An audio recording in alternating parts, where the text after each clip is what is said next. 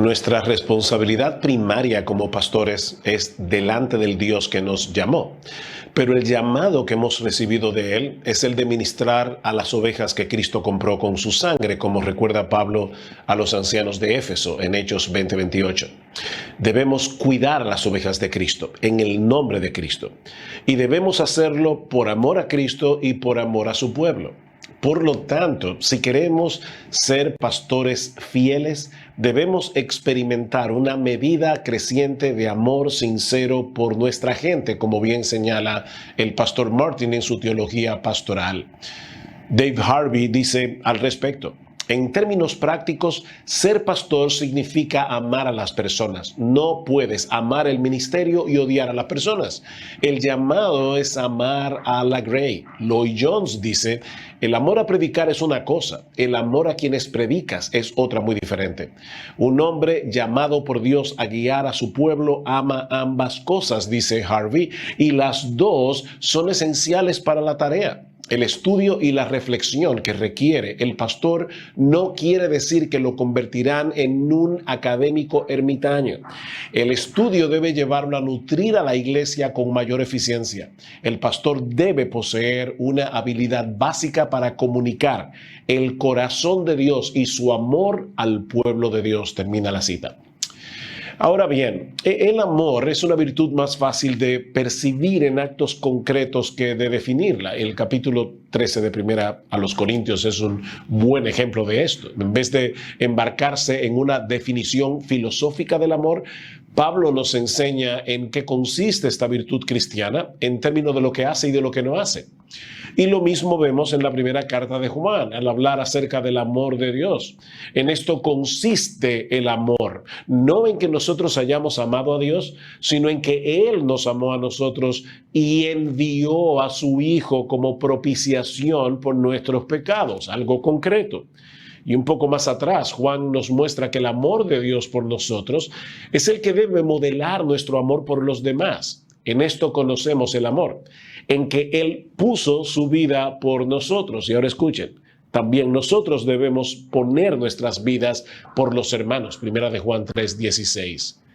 No obstante, y debido a la enorme importancia del amor en la vida cristiana en general y en el ministerio pastoral en particular, debemos hacer el intento de proveer una definición que nos ayude a entender no solo en qué consiste el amor, sino también cómo se percibe de manera funcional.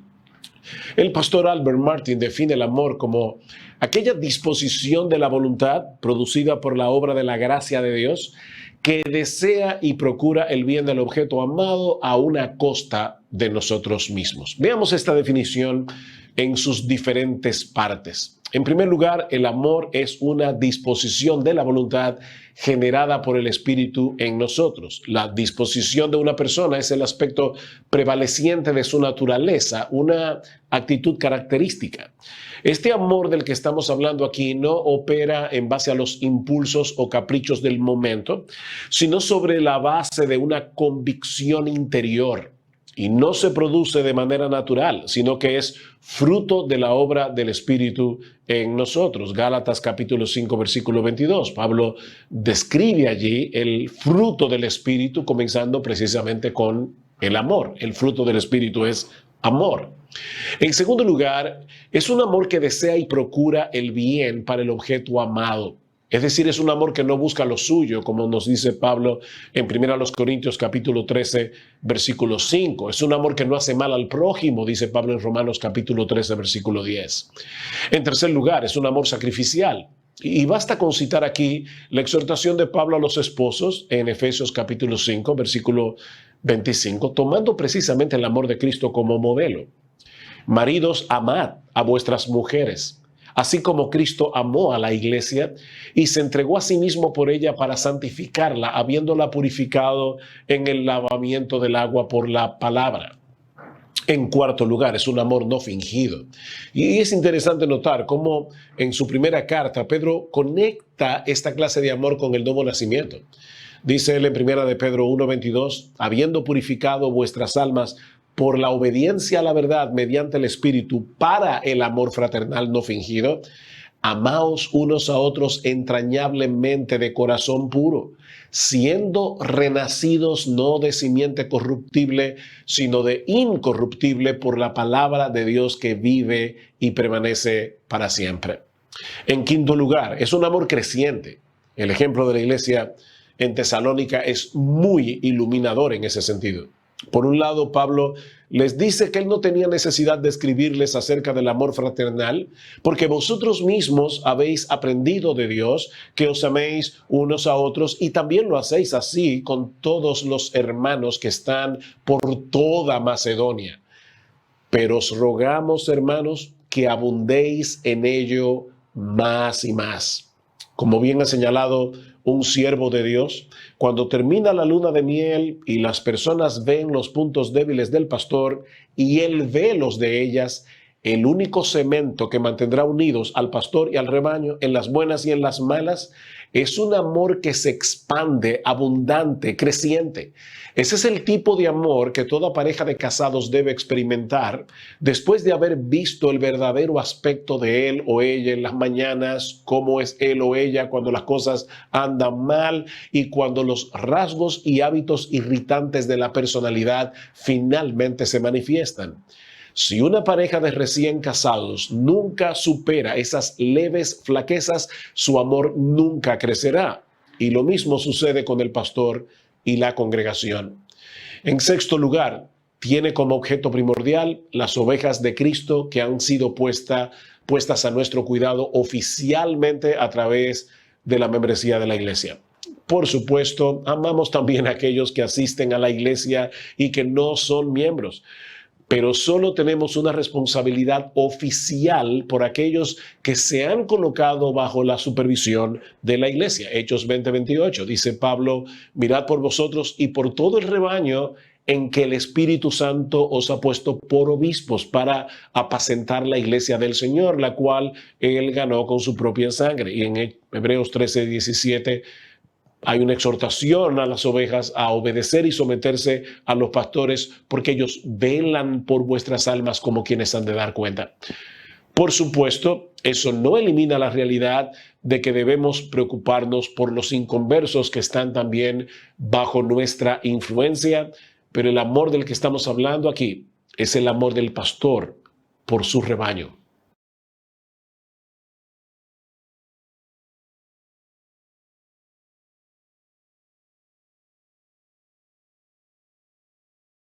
¿Por qué es importante que el pastor ame a las ovejas que pastorea? Yo sé que esta pregunta puede parecer demasiado obvia, pero si queremos luchar eficazmente contra la desidia y el cansancio que puede producir en nosotros el trabajo ministerial, bien vale la pena que volvamos una y otra vez sobre estas razones. En su teología pastoral, Albert Martin responde esta pregunta en 5 encabezados. Vamos a ver de ellos 3 en este video y los otros en el próximo. En primer lugar, por la enseñanza explícita de 1 Corintios 13, sobre todo los primeros 3 versículos de este capítulo. Si yo hablase lenguas humanas y angélicas, dice Pablo, y no tengo amor, vengo a ser como metal que resuena o címbalo que retiñe. Y si tuviese profecía y entendiese todos los misterios y toda ciencia, y si tuviese toda la fe de tal manera que trasladase los montes, y no tengo amor, nada soy. Y si repartiese todos mis bienes para dar de comer a los pobres, y si entregase mi cuerpo para ser quemado, y no tengo amor, de nada me sirve. No podemos desarrollar correcta y eficazmente nuestros dones espirituales sin amor. Hacerlo así terminará por ser irritante a la congregación, es lo que Pablo nos está diciendo. Un siervo de Dios dice al respecto: la iglesia está llena de demasiados metales que resuenan y címbalos que retiñen. Los púlpitos por doquier son ocupados con predicadores y teólogos superestrellas que poseen un gran manejo del conocimiento y aún así son nada. Termina la cita. En segundo lugar, por la demanda general del Evangelio sobre la ley de Dios. Escucha con cuidado las palabras de Pablo en Romanos capítulo 13, versículos 8 al 10. No debáis a nadie nada, sino el amaros unos a otros, porque el que ama al prójimo ha cumplido la ley, porque no adulterarás, no matarás, no hurtarás, no dirás falso testimonio, no codiciarás y cualquier otro mandamiento. En esta sentencia se resume: amarás a tu prójimo como a ti mismo. El amor no hace mal al prójimo, así que el cumplimiento de la ley es el amor. Nosotros que demandamos a otros andar en el camino de la obediencia a la ley de Dios, ¿violaremos la demanda general de la ley sobre el creyente? En tercer lugar, por la naturaleza específica de nuestro oficio. Y el texto clave aquí es Primera de Pedro 5, 1 al 4. Ruego a los ancianos que están entre vosotros, yo anciano también con ellos y testigo de los padecimientos de Cristo, que soy también participante de la gloria que será revelada. Apacentad la grey de Dios que está entre vosotros, cuidando de ella, no por fuerza, sino voluntariamente, no por ganancia deshonesta, sino con ánimo pronto, no como teniendo señorío sobre los que están a vuestro cuidado, sino siendo ejemplos de la grey. Y cuando aparezca el príncipe de los pastores, vosotros recibiréis la corona incorruptible de gloria. Si vamos a pastorear las ovejas de Cristo, debemos manifestar siempre el Espíritu de Cristo en el ejercicio de nuestra labor con la palabra de Cristo. Nuestro pastoreo debe ser un reflejo del pastoreo de Jesús. Él es el príncipe de los pastores, como dice Juan capítulo 10, versículo 11. Si no amamos a las ovejas, perteneceremos al grupo de los asalariados. Aún nos restan dos razones más que veremos en el siguiente video.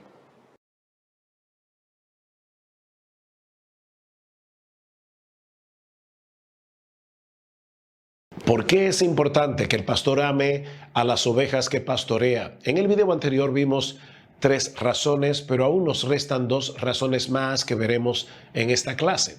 La número 4 es la relación tan estrecha que existe entre la seguridad de ser amado y la apertura de corazón y de oídos. Para que nuestra congregación escuche abiertamente nuestra predicación, ellos deben estar seguros, no solo de que estamos predicando la verdad, sino también de que los amamos. Las palabras de Richard Baxter deben ser grabadas en ese sentido en nuestras conciencias. La autoridad de nuestro ministerio, dice él, debe ser llevado a cabo en amor tierno por nuestra gente. Debemos dejarles ver que nada nos complace más que lo que a ellos les beneficia. Y lo que a ellos les hace bien, a nosotros nos hace bien. Y que nada nos perturba más que sus heridas. Debemos volcar nuestros sentimientos hacia nuestra gente como un padre hacia sus hijos. Incluso el más tierno amor de una madre no puede sobrepasar el nuestro. Debemos incluso sufrir dolores de parto hasta que Cristo sea formado en ellos. Ellos deben ver que nosotros no nos cuidamos de nada externo, ni de la salud o libertad o el honor o la vida, como cuidamos de la salvación de ellos. Más bien preferiríamos, junto con Moisés, que nuestros nombres sean borrados del libro de la vida, es decir, ser removidos del número de los vivos, cualquier otra cosa antes que ellos no se encuentren en el libro de la vida del Cordero. Así nosotros, como Juan, debemos estar listos para poner nuestras vidas por la de nuestros hermanos, y con Pablo no estimar nuestras vidas como preciosas para nosotros mismos, para que podamos terminar nuestra carrera con gozo y el ministerio que recibimos del Señor Jesús. Finalmente, por la influencia que ejerce el amor sobre nuestra predicación. ¿Qué es lo que nos mueve a tener una disciplina de estudio y exégesis con tal de dar un buen alimento espiritual a nuestra gente? Porque si no nos mueve el amor por la congregación, tarde o temprano descuidaremos nuestra predicación o nos ocuparemos en ella por razones egoístas.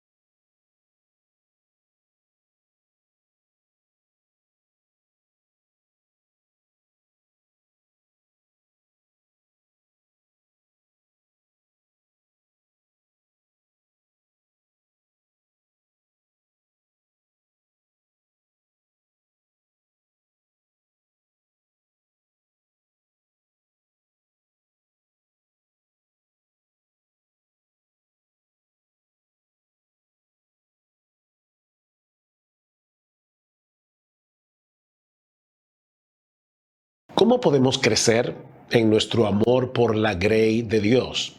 Bueno, hay aquí algunas recomendaciones. En primer lugar, debemos pedirlo a Dios en oración. No olvidemos que el verdadero amor es un fruto del Espíritu, y aunque todo creyente es transformado por el Espíritu en el momento de la conversión y en cada uno de nosotros habita el Espíritu, en Lucas 11:3 el mismo Señor Jesucristo nos enseñó a orar, pidiendo por una mayor influencia del Espíritu en nuestras vidas. En segundo lugar, debemos meditar en aquellas verdades que avivan la llama del amor en nosotros, como el valor de nuestra gente a los ojos de Dios. Recuerda que Jesús los compró a precio de su sangre, como dice Pablo a los ancianos de Éfeso en Hechos 20:28. Debemos escuchar estas palabras de Richard Baxter y permitir que penetren en nuestras conciencias profundamente. Dice él: oigamos pues estos razonamientos de parte de Cristo cuando nos sintamos que nos estamos embotando y descuidando. ¿Morí por estas almas y no vais a cuidar de ellas? ¿Costaron mi sangre y no merecen vuestra labor? Bajé del cielo a la tierra para buscar y salvar lo que se había perdido.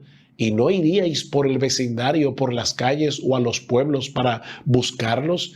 ¿Qué insuficientes son vuestras tareas y vuestra condescendencia comparadas con las mías? Me rebajé a hacer esta obra, pero vosotros hacéis honor a vuestra ocupación. He hecho y sufrido tanto por la salvación de ellos, y quise haceros consiervos conmigo, y rehusaréis hacer lo poco que tenéis entre manos. Cada vez que miremos a nuestras congregaciones, dice Baxter, recordemos con fe que fueron adquiridas por la sangre de Cristo y que por ello debemos tenerlas en cuenta con el más profundo interés y tierno afecto. Pensad qué confusión para un ministro negligente en el día final si la sangre del Hijo de Dios le fuese demandada y tener que oír a Cristo decir: lo que yo adquirí por mi sangre es lo que tú tomaste tan a la ligera. ¿Y tú crees que eres salvo por esa sangre? Oh, hermanos, viendo que Cristo presentará su sangre para tratar de convencernos, dejemos que ella justifique nuestro deber y no nuestra condenación. En tercer lugar, no nos dejemos atrapar por ese espíritu egoísta y egocentrista que anda alrededor de los pastores buscando a quien devorar. El egoísmo y el egocentrismo son como dos hierbas malas que crecen alrededor de nosotros naturalmente y que tenemos que arrancarlas de nuestro corazón todo el tiempo. Mantengámonos vigilantes. Y por último, debemos mostrar ese amor no solo de palabras, sino también de hecho y en verdad, como dice en 1 de Juan capítulo 3, versículos 14 al 18. Obviamente esto no excluye un lenguaje de amor como el usado en el Nuevo Testamento, amados, deseados, etc. Pero va más lejos que una simple expresión verbal. ¿Cómo podemos mostrar nuestro amor a través de hechos concretos? Dedicándoles tiempo a cada una de las ovejas. En segundo lugar, preocupándonos por su estado espiritual, que cuando preguntemos ¿cómo estás?, ellos vean claramente que no es un mero cliché o un saludo que hacemos de paso, pero sin estar verdaderamente interesados en conocer cuál es el estado de su alma en la presencia del Señor. Preocupándonos por nutrirlos a través de la enseñanza. Cuando los hermanos ven el esfuerzo que estamos haciendo por preparar sermones nutritivos cada semana, ellos se van a dar cuenta que nosotros estamos realmente preocupándonos por ellos y amándolos de todo corazón. Y finalmente, preocupándonos por sus niños. Como bien ha dicho un siervo de Dios, como parte de su demostración de amor y afecto pastoral, el pastor debe tener una relación afectuosa con los niños en la congregación, así como Cristo la tuvo con los niños que había a su alrededor. Y cuando llamó a uno de ellos para que se pusiese en medio de un grupo de adultos, el niño no tuvo reparo en obedecerle, dice en Marcos capítulo 10, versículos 13 al 16. Los niños no se sentían amenazados por Jesús. Los pastores deben imitar esto, porque el que pone la mano sobre la cabeza de un niño, pone la mano sobre el corazón de su madre.